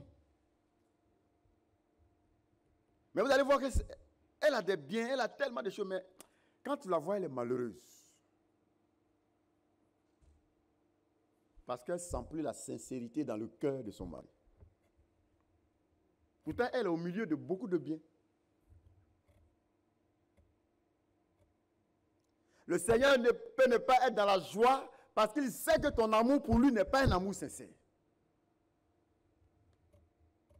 Tu es dans une relation avec Dieu. La Bible dit que nous sommes l'épouse. Jésus est quoi? Il est l'époux. Donc c'est une relation dans laquelle nous sommes. Jésus est l'époux. L'église est l'épouse. Et quand tu es sincère dans ta relation avec lui, le Seigneur le sait. Si ta présence dans sa maison, dans son église, est motivée par un amour sincère, il le sait. Si ta présence dans sa maison est motivée par un intérêt quelconque que tu es en train de rechercher, il le sait. Et ça l'attriste quand il sait que plusieurs viennent dans sa maison, pas par amour pour lui, mais par amour pour ce que lui fait. Beaucoup de gens suivent Jésus, non pas par amour pour lui, Jésus, mais par amour pour ce que Jésus fait. Il guérit, il délivre, il sauve, il donne l'argent, il donne Marie. C'est pour ça que tu es là, mais pas pour lui-même. Si tu maries quelqu'un pour ce qu'il a et non pas pour lui, je ne suis pas sûr que le mariage va aller jusqu'à la fin. Je ne suis pas sûr. On appelle ça mariage d'intérêt. C'est pas ça? Quand tu vas découvrir que ta femme ou bien ton mari est avec toi par intérêt, est-ce que ça ne va pas s'arrêter? J'ai dit, ça va s'arrêter, mais ça va continuer. Mais pourquoi tu fais aussi mariage d'intérêt à Jésus? Ne sois pas ici pour ce que Jésus fait. Sois ici pour lui. C'est pourquoi il a dit à Israël, quand tu me suivais dans le désert, il y a quoi au désert là-bas? Israël a suivi au désert. Il dit vraiment tu m'aimes. Si tu m'as suivi au désert, tu m'aimes. C'est comme quelqu'un pourrait dire à sa femme, je sais maintenant que tu m'aimes.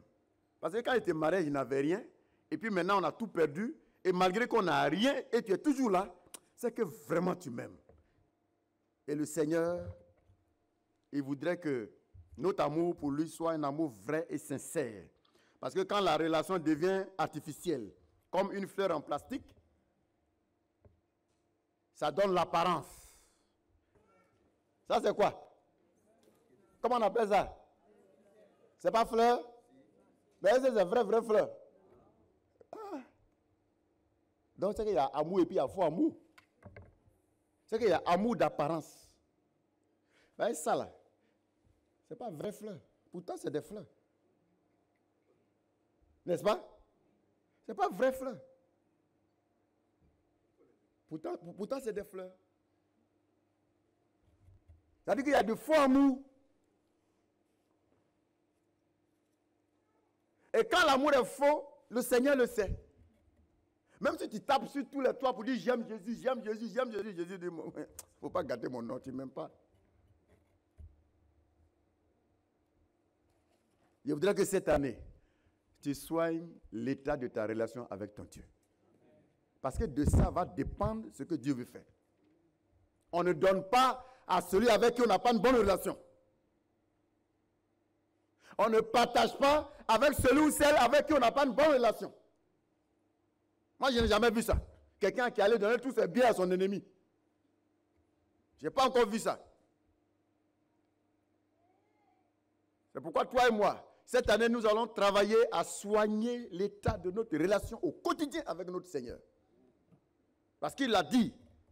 Et comme la fiancée fait la joie du fiancé, ainsi tu feras la joie de ton Dieu. Dieu attend de toi que tu fasses sa joie. Et parce qu'il est tellement joyeux, il va accomplir des choses extraordinaires.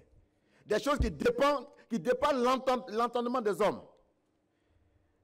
Alors, le peuple d'Israël était dans une position qui n'était pas agréable. C'est pourquoi Élie va dans 1 Roi 18, le verset 21.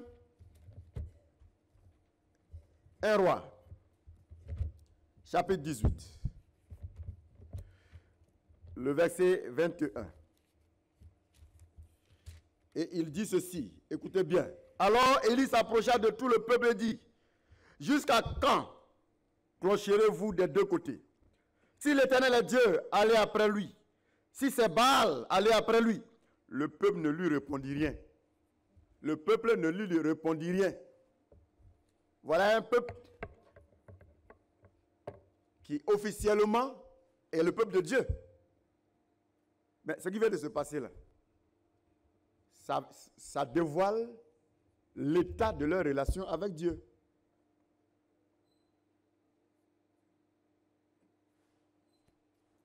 Pardon, c'est pas Jack, c'est MC Va, lève-toi, viens. Non, viens. Allez, Gondo, vous deux, venez ici.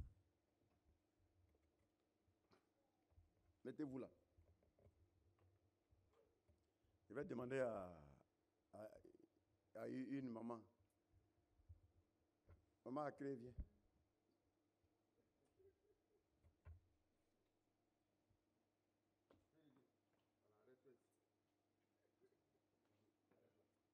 Regardez-vous comme des rivales. Des rivaux. Voilà. Bien. À supposer que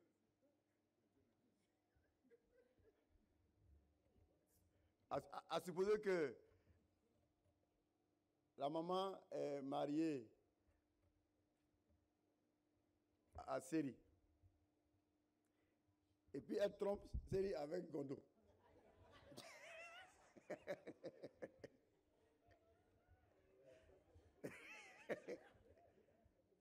Est-ce que vous voyez? Parce que c'est cette image-là. Israël s'était mis dedans. Il y a Dieu de l'autre côté et puis il y a Baal de l'autre côté. Vous suivez? Élie était obligé de venir dire au peuple aujourd'hui, là, vous allez me dire de quel côté vous êtes. Parce qu'officiellement, la maman est la femme de Série. Mais officieusement, elle est aussi la femme de Gondo. Elle a deux maris. Et ça murmure partout dans le village. Et finalement, on est obligé de dire, bon, aujourd'hui, maman, aujourd'hui, là, tu vas nous dire qui est ton mari entre les deux, là. Je ne sais pas si vous voyez. C'est ce qui s'est passé ce jour-là. Élie était obligé de dire, aujourd'hui, là, peuple d'Israël, vous allez nous dire, vous êtes avec Dieu ou bien vous êtes avec Baal. Parce qu'officiellement, tout le monde dit qu'Israël c'est le peuple de Dieu. Mais officieusement, tout le monde sait aussi qu'ils adorent Baal. On dit aujourd'hui, il faut que la vérité sorte. Je ne sais pas si vous voyez. Que Dieu vous bénisse. Allez vous asseoir. Vous ne faites pas comme ça, hein? Est-ce que ce n'est pas ton cas? Officiellement, là, tout le monde dit partout, tu es chrétien. C'est pas ça? Mais officieusement, en même temps, beaucoup de gens savent que tu fais des bêtises. Ça veut dire que ta relation avec ton Dieu, ça ne va plus. Et c'est le problème de ceux qui vivent en cachette dans le péché. Parce qu'ils ne savent pas que Dieu est témoin de tout ce qu'ils font. Même si c'est caché aux yeux des hommes, mais Dieu sait. Parce que dans ton secret, lui, il est là-bas. Tous les jours, quand tu dors là, tu dis, hey, Seigneur, il faut t'asseoir, tu vas me regarder, il dormir, il faut me protéger. Quand tu vas au travail, Seigneur, je m'en vais au travail, il faut m'accompagner. C'est pas ça? Est-ce qu'un jour, tu as prié pour dire, Seigneur, oui, je vais là, il ne faut pas partir aussi, il faut rester à la maison ici. Est-ce que vous avez dit à prier comme ça? Pour dire, Seigneur, aujourd'hui, il ne faut pas m'accompagner, reste à la maison. Parce que où je m'en vais là, ce n'est pas clair, il ne faut pas tes yeux vont voir. Est-ce que souvent vous priez comme ça? Ça veut dire qu'il est partout avec vous alors. Mais s'il est partout, c'est qu'il sait tout. S'il est partout, c'est qu'il voit tout avec toi. Il est témoin de tout. Comme lui, il ne parle pas. Ce n'est pas parce qu'il ne veut pas parler. Ce n'est pas parce qu'il ne peut pas parler. C'est parce qu'il fait exprès pour ne pas parler. Le jour où il va parler là, ça vient. Il y a un jour où il va parler, ce jour-là, ça vient. Pour le moment là, il a préféré garder le silence. Et chacun fait ce qu'il veut. Et finit par penser que Dieu, vous savez, l'homme a peur de l'homme plus que de Dieu. C'est pas ça? Quand les gens veulent faire des bêtises, ils regardent comme ça. S'il n'y a personne, il s'en va. Non, prochainement là, quand tu veux regarder, tu fais comme ça. Et puis après,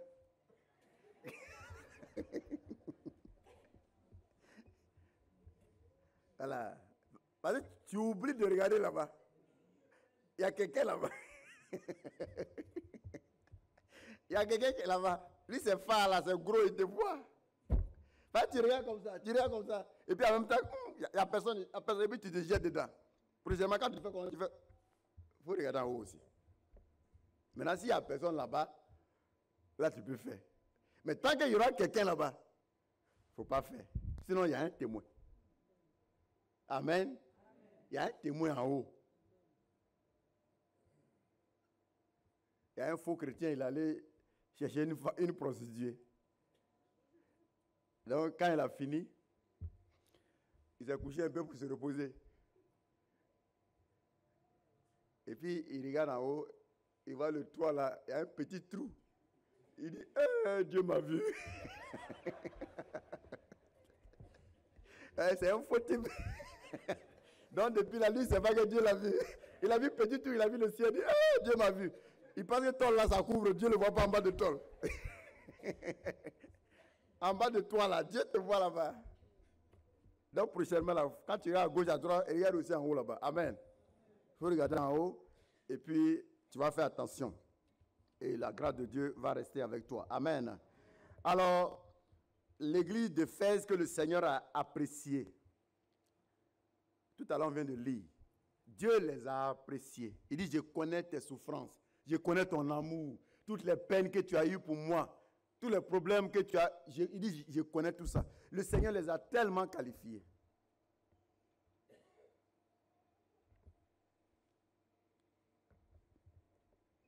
Mais, quand on va aller plus bas, le verset 4 à 5, Apocalypse chapitre 2, 4 à 5. Il dit, mais ce que j'ai contre toi, c'est que tu as abandonné ton premier amour. Souviens-toi donc d'où tu es tombé. Repends-toi, pratique tes premières œuvres. Sinon, je reviendrai à toi, j'ôterai ton chandelier de sa place, à moins que tu ne te repentes. Quelqu'un qu'on vient d'apprécier, il a dit les bonnes paroles. Et puis, tout d'un coup, il dit, repends-toi. Sinon, ça c'est une menace. N'est-ce pas? Il dit, repends-toi. Sinon. Et je voudrais vous dire que c'est une église qui avait au moins 40 ans. Ce n'est pas une jeune église. Éphèse. À l'époque où le Seigneur leur envoyait la lettre, là, ils avaient au moins 40 ans d'existence déjà. Leur église.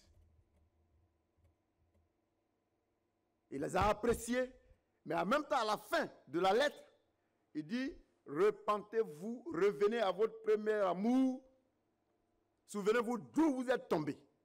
C'est-à-dire, à quel niveau tu étais, et puis tu as commencé à mal faire. C'est à partir de quel événement tu as commencé à mal te comporter. Vous savez, il y a des gens, à partir de leur mariage, leur foi a pris un coup. Il y en a à partir du jour où ils ont eu du travail. Leur comportement spirituel a pris un coup. Il y a des gens, à partir d'un voyage, ils ont voyagé pour aller quelque part, ils sont revenus, leur vie spirituelle a pris un coup. Il y en a pour d'autres, c'est à partir du décès de leur mari ou bien de leur femme, leur vie spirituelle a pris un coup. Il y en a pour d'autres, c'est à partir d'un événement heureux, à partir d'une bénédiction quelconque que Dieu leur a accordé dans leur vie spirituelle a pris un coup. C'est pourquoi Dieu dit, souviens-toi d'où tu es tombé. C'est à partir de quel moment ta vie spirituelle a commencé à dégringoler. C'est comme ça qu'on fait pour faire le diagnostic. Amen. C'est à partir de quel événement dans ta vie que ta vie spirituelle a commencé à dégringoler. Assois-toi, réfléchis bien. C'est à partir de quel instant? À partir de quel événement? Ça peut être un événement heureux, ça peut être un événement malheureux. Il y en a leur vie spirituelle à dégringoler à partir d'une bénédiction. Pour d'autres, leur vie spirituelle a dégringolé à partir d'un problème. Mais dans l'un ou dans l'autre des cas, ce n'est pas normal. C'est pourquoi Dieu dit, souviens-toi d'où tu es tombé. Souviens-toi d'où tu es tombé. À partir de quel instant ça a commencé à ne plus aller? Réfléchis. Est-ce que c'est après un voyage? Est-ce que c'est après que tu aies connu une personne quelque part? Est-ce que c'est après une relation quelque part avec quelqu'un? Quelqu'un que tu ne connaissais pas, mais depuis que tu l'as connu, ta vie spirituelle, ça ne va plus. Depuis que tu as commencé à mener telle activité, ta vie spirituelle, ça ne va plus. Ou bien c'est depuis qu'on t'a établi dans l'église comme responsable que ça ne va plus. Oui, ça peut arriver. Ou bien c'est quand on t'a déchargé d'un poste de responsabilité que ça a commencé à ne plus aller. Bref, la liste est longue. La liste est longue. À partir de quel moment ta vie spirituelle a pu prendre un coup? Souviens-toi d'où tu es tombé. Parce qu'il dit que si tu ne changes pas, il va déplacer ton chandelier. Il ne va plus se souvenir de toi. Parce que tu n'es plus dans une bonne relation avec lui. Or, c'est de l'état de ta relation que dépend la bénédiction que Dieu veut t'accorder. De la qualité de ta relation. C'est de ça que dépend ce que Dieu veut faire pour toi. Alléluia. Est-ce que vous suivez ce matin? Cela est très important. Donc, va t'asseoir et puis réfléchis. Ce qui s'est passé il y a des années, peut-être en arrière, tu vas voir de quoi il s'agit.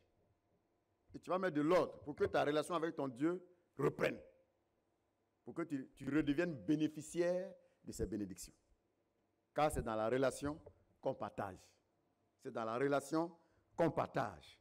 Alors, vous voyez, quand vous prenez Éphésiens 1, le verset 15, vous allez voir que la lettre de Jésus, c'est 40 ans après que cette église soit née. Mais 35 ans avant, des années avant, Paul avait écrit une lettre à cette même église. Éphésiens 1, le verset 15. Éphésiens chapitre 1, le verset 15. Éphésiens 1, le verset 15. Il est écrit ceci. Il dit, c'est pourquoi moi aussi, ayant entendu parler de votre foi au Seigneur, Jésus et votre charité pour vous, pour tous les saints. C'est pourquoi moi aussi, ayant entendu parler de votre foi au Seigneur Jésus et de votre charité pour tous les saints. Vous voyez, Paul témoigne ici, il dit, il a entendu parler de la vie spirituelle. Il a appris que les gens d'Éphèse étaient des gens spirituels. Mais comment se fait-il que maintenant Jésus leur écrit 40 ans après pour leur dire, je ne suis pas content. Si vous ne changez pas, je vais vous vomir. Ça veut dire que le temps où Paul a écrit, pour les apprécier, effectivement, le Seigneur s'est souvenu de leur passé. Vous dites, avant, là, vous étiez comme ça. Avant, vous étiez comme ça. Vous voyez, quand on parle de restauration, c'est qu'il y a quelque chose à corriger. N'est-ce pas? On dit, cette année, c'est l'année de quoi? De la restauration. Ça veut dire qu'il y a quelque chose à corriger. Ne pensez pas seulement à ce que Dieu va faire. Dieu va restaurer ce que le diable a dérangé. Parce que quand on pense à ça, on pense tout de suite. Ce n'est pas mauvais, ce n'est pas faux. Tout ce que le diable a dérangé, tout ce que les péchés, les démons, les malédictions ont perturbé, Dieu va le restaurer. Mais n'oublie pas que c'est dans le cadre d'une relation restaurée que Dieu agit. Alléluia. Alléluia. C'est dans le cadre d'une relation restaurée que Dieu agit. Et la lettre de Jésus, il a apprécié comme Paul a apprécié l'église d'Éphèse 35 ans avant. 40 ans après, c'est-à-dire entre le temps de la lettre de Paul et le temps de la lettre de Jésus, il y a quelque chose qui s'est passé. Il y a quelque chose qui s'est passé dans cette église d'Éphèse. Est-ce que c'est peut-être ton cas? Où hier, tu étais feu et flamme, tu étais bouillant spirituellement, et aujourd'hui, tu n'es plus à ce stade. Si hier, tu étais capable de chasser des démons et que tu ne peux plus en chasser aujourd'hui, ce n'est pas normal. Si hier, tu venais à l'heure à l'église et aujourd'hui, tu viens en retard, ce n'est pas normal. Si hier, tu pouvais payer facilement la dîme, faire les offrandes facilement, aujourd'hui, tu n'arrives pas à le faire, ce n'est pas normal. Parce que dans la vie, on devient plus fort, on ne s'affaiblit pas. le meilleur est devant, le meilleur n'est pas derrière. On doit faire mieux hier, demain plus que hier. N'est-ce pas? On doit faire mieux demain plus que hier. Il y en a qui peuvent aujourd'hui vous dire, bon, ben, vraiment, au stade où on est arrivé, bon, nous on préfère s'asseoir maintenant et puis les autres n'ont qu'à d'ouvrier et puis nous on observe. Toi tu es plus vieux que Jésus. Lui on l'appelle l'ancien des jours. Il travaille et il continue de travailler. Continue d'être utile. Amen. Continue d'être utile. Nous sommes en train d'aller vers la fin. Alors, tu peux être un croyant dans la forme et non dans le fond. C'est pourquoi Dieu veut voir ces choses changer cette année. Il ne veut pas des gens qui sont chrétiens dans la forme. Dans la Bible, il y a beaucoup de gens de qui Dieu parle, qui étaient des croyants dans la forme. Et Dieu veut voir cette façon de faire, cette façon d'être changée cette année. Parce que quand on est croyant dans la forme, c'est là ce qui fait obstacle à la restauration que Dieu veut opérer dans nos vies. Être chrétien dans la forme, venir à l'église dans la forme, c'est-à-dire celui qui ne se conforme pas, il vient dans la forme. Et cela fait obstacle au miracle que Dieu veut opérer, à la restauration que Dieu veut opérer, à la délivrance que Dieu veut opérer. Découvrons un homme dans le livre de Luc 18. Luc 18. Luc chapitre 18. Le verset 11 à 14. On va aller rapidement pour terminer. Luc 18, 11 à 14. Il est écrit, le pharisien debout priait ainsi en lui-même. Ô Dieu, je te rends grâce de ce que je ne suis pas comme le reste des hommes, qui sont des ravisseurs, des injustes, des adultères, ou même comme ce publicain. Parce qu'il y avait un homme qui était à côté de lui et qui était aussi en prière. Il dit, je jeûne 3 fois par semaine. Je donne la dîme de tous mes revenus. Le publicain se tenait à distance, n'osait même pas lever les yeux au ciel, mais il se frappait la poitrine en disant, ô Dieu, sois apaisé envers moi qui suis un pécheur. Il dit, je vous le dis, celui-ci descendu dans sa maison justifié plutôt que l'autre, car quiconque s'élèvera sera abaissé. Et celui qui s'abaisse sera élevé. Voilà 2 personnes qui sont en train de prier, et puis Dieu a jugé. Dieu a jugé. Il dit le publicain là, c'est lui là. C'est lui qui est avec moi. Mais l'autre qui est en train de se vanter là, il dit lui là, c'est pas la peine. Ça veut dire que les 2 sont allés prier, mais il y a un qui était spirituel dans le fond. Mais il y a un autre qui était spirituel dans la forme. Vous voyez ce qu'il a dit? Il dit, je paye ma dîme. Je jeûne. Combien de fois par semaine? Mais si vous voyez une soeur ou bien un frère, chaque semaine, il fait 3 jours de jeûne chaque semaine. Est-ce que vous ne serez pas tenté de dire, mon frère, il est spirituel, hein? Vous ne serez pas tenté de dire ça? Non seulement il jeûne 3 fois chaque semaine. Cette dîme-là, il ne rate jamais. Et puis il fait quoi encore? Et puis il dit, je ne suis pas injuste comme ce monsieur qui prie à côté de moi là. Je ne cherche pas femme des gens, tout ça. Mais vous serez tenté de dire, mais lui là, il est bien. Mais Dieu connaît le cœur de l'homme.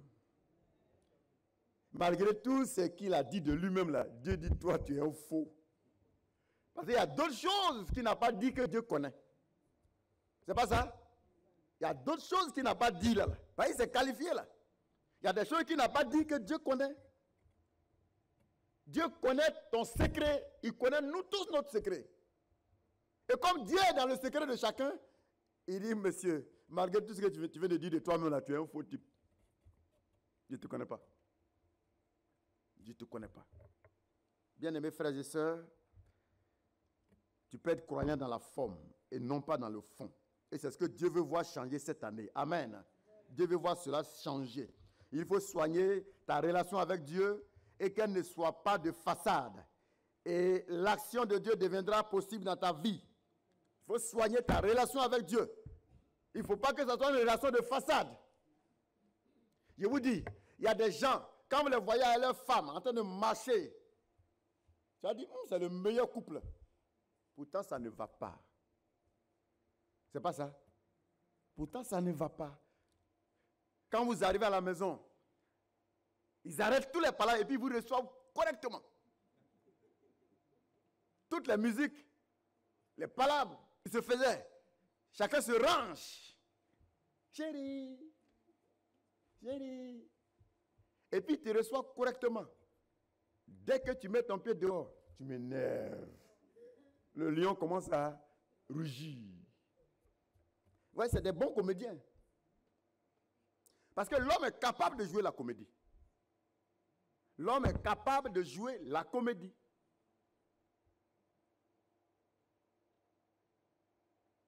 Il y a 2 mois, 3 mois, on a parlé d'un monsieur à la télévision. Et il a trompé sa famille pendant 20 ans. Faisant croire qu'il partait au travail. Vous vous souvenez? Or, quand il sort le matin, il va dans les supermarchés, il s'assoit là-bas. Et puis le soir, il rentre à la maison. Pendant 20 ans. C'est pas extraordinaire ça? Vous savez, l'homme là, Dieu même qui a créé l'homme, l'homme a étonné Dieu. L'homme est terrible. Comment quelqu'un peut mentir à sa famille pendant 20 ans? Il y a des gens qui ont fait enfant dehors. Leurs femmes, depuis 30 ans, elles sont mariées. La femme, ce n'est pas que le monsieur est enfant dehors. C'est vrai ou c'est faux? Il dit, la chose la plus extraordinaire que Dieu a créée, c'est l'homme. Donc, ceux qui est déposé à côté de toi, il faut avoir peur de ça. Il faut tirer ton voisin, il faut dire, il a peur de toi. Hein. L'homme, c'est une puissance. Là, il fait des choses qui dépassent l'intelligence. Ça, tu ne peux pas imaginer. Il y a des gens avec qui vous vivez, et puis un jour, tu dis, mais je ne savais pas que tu peux faire des choses comme ça. Pourtant, depuis 40 ans, vous vivez ensemble. Oui, effectivement. L'homme qui est assis à côté, il est terrible. C'est pourquoi Dieu dit, le cœur de l'homme est tortueux par-dessus tout. Qui peut le connaître? Il y en a qui disent qu'avant de se marier, on veut se connaître. Tu peux connaître quelqu'un? Université comme ça n'aboutit jamais. Tu ne peux pas finir d'étudier quelqu'un, tu ne peux pas. Parce qu'à tout moment, il peut changer. Et il change selon ses intérêts. Il change selon ses intérêts. Seule la crainte de Dieu fait de l'homme quelqu'un de sérieux. Amen. Quand quelqu'un craint Dieu, il est vraiment sérieux. Parce qu'il agit sur la base de la crainte de Dieu. Amen. Quand quelqu'un ne craint pas un Dieu, c'est un monstre. Parce qu'il est capable de t'étonner à tout moment. C'est pourquoi j'ai l'habitude de dire aux sœurs, quand vous êtes mariés là, faites attention. Faites vos petits malins là, priez toujours pour que votre mari reste à l'église. Parce que si jamais qu'il est tu es foutu. Parce qu'il va te montrer là, tu vas dire, je ne savais pas que tu peux faire ça. Et comme tu es averti d'avance, il faut bien l'attraper. Amen. Vice versa, hein. Attrapez-les. Il faut bien attraper. Amen. Voilà. Alors, Dieu voudrait que nous soignons tous nos relations parce que il nous fait une révélation dans Luc chapitre 10. Luc 10. Luc chapitre 10. Le verset, je vais lire ça rapidement. Luc 10. Le verset 25 à 37. Écoutez bien. Luc 10, 25 à 37. Le docteur de la loi se leva et dit à Jésus, pour l'éprouver, « Maître, que dois-je faire pour hériter la vie éternelle ?» Jésus lui dit, « Qu'est-il écrit dans la loi ?» Il répondit, « Tu aimeras le Seigneur ton Dieu de tout ton cœur, de toute ton âme, de toute ta force et de toute ta pensée, et ton prochain comme toi-même. » Tu as bien répondu, lui dit Jésus. « Fais cela et tu vivras. » Mais lui, voulant se justifier, dit à Jésus, « Et qui est mon prochain ?» Jésus reprit la parole et dit, « Un homme descendait de Jérusalem à Jéricho. Il tomba au milieu des brigands qui le dépouillèrent, le chargèrent de coups et s'en allèrent, le laissant à demi-mort. Un sacrificateur qui passait par hasard descendait par le même chemin. Ayant vu cet homme, passa outre. Un lévite qui arriva aussi dans ce lieu, l'ayant vu, passa outre. Mais un samaritain qui voyageait étant venu là, fut ému de compassion lorsqu'il le vit. Il s'approcha et banda ses plaies en versant de l'huile et du vin. Puis, il le mit sur sa propre monture. Il le conduisit à une hôtellerie et prit soin de lui. Le lendemain, il tira 2 deniers et les donna à Lot et dit, « Aie soin de cet homme, et ce que tu dépenseras de plus, je te le rendrai à mon retour. » Lequel de ces 3 hommes semble avoir été le prochain de celui qui était tombé au milieu des brigands? C'est celui qui a exercé la miséricorde envers lui, répondit le docteur de la loi. Jésus lui dit, va, et toi, fais de même. Va, fais de même. Écoutez, il y a un sacrificateur qui est passé par là. Il y a un lévite qui est passé par là. Ils ont vu un monsieur sur la route, les brigands l'ont attaqué, le monsieur est blessé. Il est resté là-bas à demi-mort. Les grands hommes de Dieu sont passés. Personne ne s'est occupé du monsieur. Et voilà un païen. Un samaritain, c'est un païen. Les samaritains, là, c'est les païens. C'est un peuple qui est là-bas,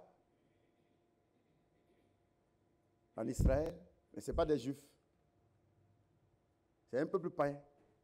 Les juifs sont passés, eux qui ont la loi, eux qui ont la parole de Dieu là, et tous sont passés là. Ils ont vu le monsieur traîner dans le sang, ça ne les a pas intéressés. Et c'est un païen, ce n'est pas son ami, ce n'est pas sa connaissance, ce n'est pas son parent. Mais comme c'est un être humain, il a vu, il a pris le monsieur, il a pris soin de lui, il l'a envoyé à l'hôpital. Il a payé les ordonnances et ils l'ont hospitalisé le monsieur. Et il a dit au médecin, soigne-le. Il a laissé de l'argent même tout ça. Il dit, soigne-le. Il dit, demain je reviendrai. S'il y a de nouvelles factures, tu me dis, je paye. Dieu nous pose la question. Entre les hommes de Dieu qui sont passés et puis le païen là, qui est dans la volonté de Dieu? Qui est dans la volonté de Dieu? Vous voyez? Ça veut dire qu'on peut être homme de Dieu dans la forme, mais pas dans le fond. On peut être femme de Dieu dans la forme. Ça c'est un grand pasteur. Oh, c'est un gros païen. Ça c'est une grande servante de Dieu. Oh, c'est une grosse païenne. Dieu connaît ton fond. Ce n'est pas la peine de venir jouer à la comédie à l'église. Tu trompes les gens, tu te trompes toi-même. Mais tu ne trompes pas Dieu. Personne ne peut tromper Dieu. Je dis, personne ne peut tromper Dieu. Hier nuit, Dieu sait où tu étais.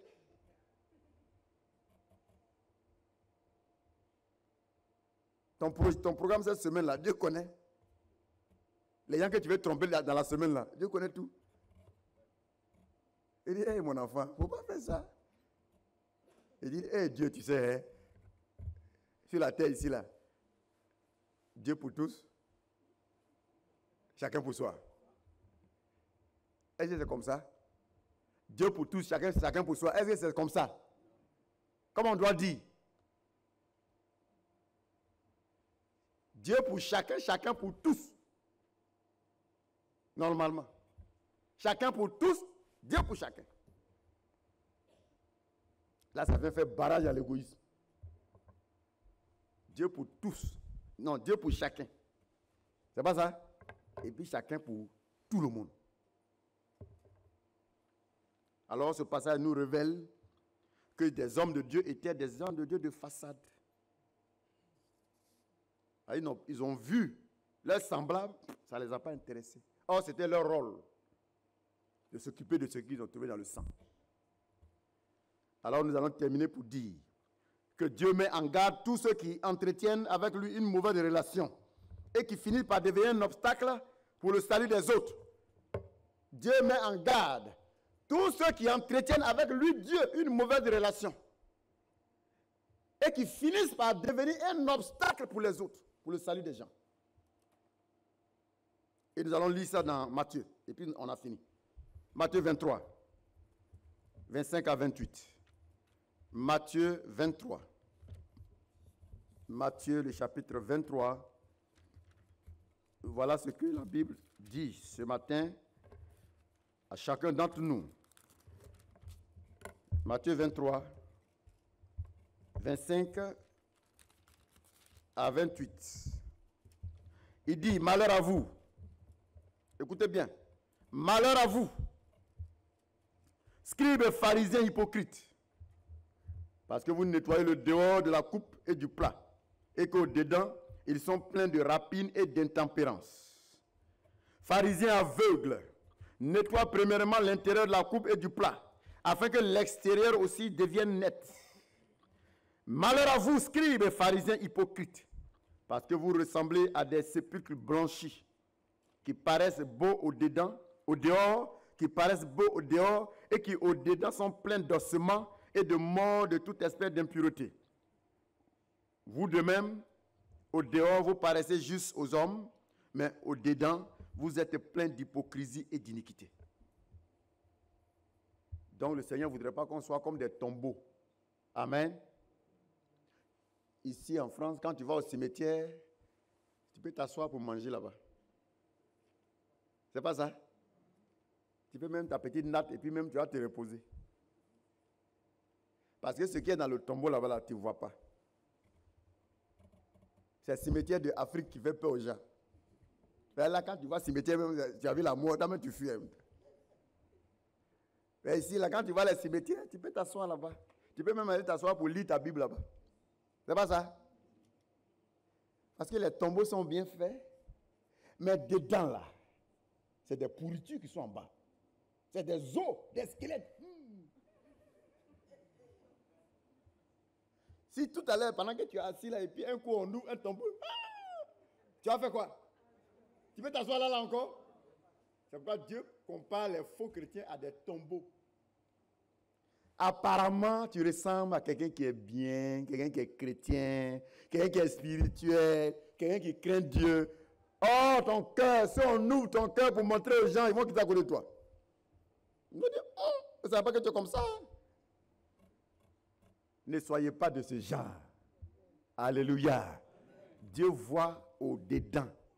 Il voit dedans. Il voit dedans. Alors, faisons sa joie et nous serons restaurés au nom de Jésus. On peut se tenir debout dans la présence de Dieu.